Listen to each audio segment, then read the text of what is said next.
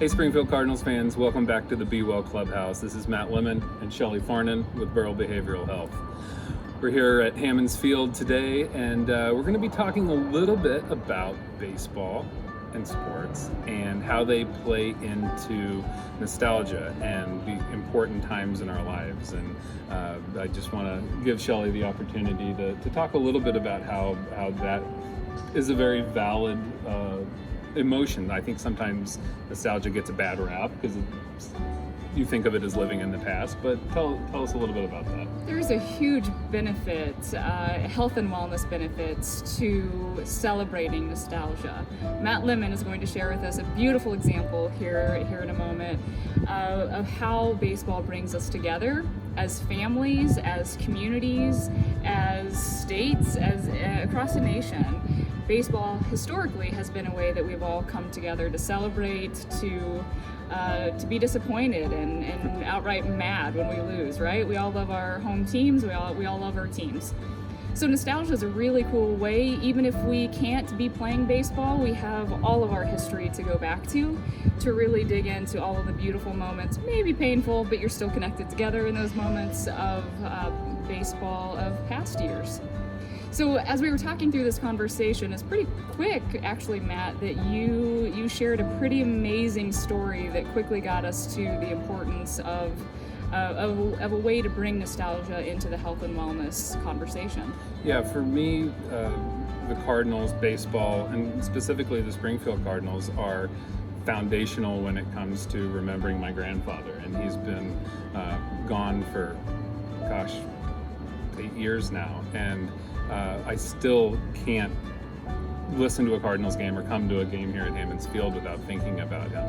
And the memory that I will take with me was actually the very first game ever here at Hammons Field was between the Springfield Cardinals and the St. Louis Cardinals back in 2005. And the excitement was off the charts, as you might expect for the first game here, particularly having a team that had just been to the World Series here playing our hometown team. But we had seats right down that way. And Stan Musial, who was my grandfather's hero growing up, was actually at the game. I think he threw out the first pitch, and he played his harmonica prior to the start of the game.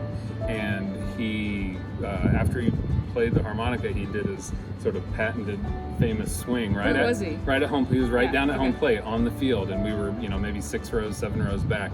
And I look over at my grandfather, who at that point was 85, 86, 87 years old, and he is just bouncing up and down like he's 16 years old. And when Stan took that swing, my grandpa took that swing, and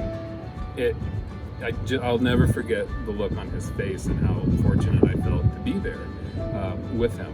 And actually, in later years, we came to a lot of games together. It was how we spent most of our time together, as I kind of grew into adulthood. And we're sitting in the seats that we had for 4 or 5 seasons, and it just means an awful lot. Later on, actually very close to his passing, he actually threw out the first pitch on Ozark night. We've lived in that community for a long time, and it's just thick here for me with memories of him. So I don't know if you all watching can feel what I just felt sitting right next to Matt Lemon. That's it. That's that piece of baseball and sports that we can go back and actually feel and experience. And I was seeing your grandpa, and I have no idea what he looks like, but I was seeing him. Kind of like me, actually. Gramps, Yeah. and imagining what that moment was like for you. Those are things that we don't lose those. So our loved ones pass on in life, and yet the memories remain. That's how you can bring a nostalgia into health and wellness. Yeah. Whoa. Yeah. You good? I'm good. I think I'm good. Obviously, we all have memories like this, and I hope that maybe just by sharing, you can go back and recount some of your own, whether it's in baseball or another sport, or not even sports, just the good places that you spent with those you love, because those are important things. Those are the things that get us through times like this and are a big part of self-care. So and then share that. I think so. There's a big part of grieving where you're acknowledging, you're celebrating in some fashion or another, and then you're sharing that. So I feel really honored that Matt, you were willing to share your nostalgia with us today. Because as I was listening to you, my brain was creating dopamine. I was just filled with hope and optimism and love and excitement. And that's what our brains need. Very good. Thank you for listening. Thanks for sharing. And until next time, thank you and be well. Be well, everyone.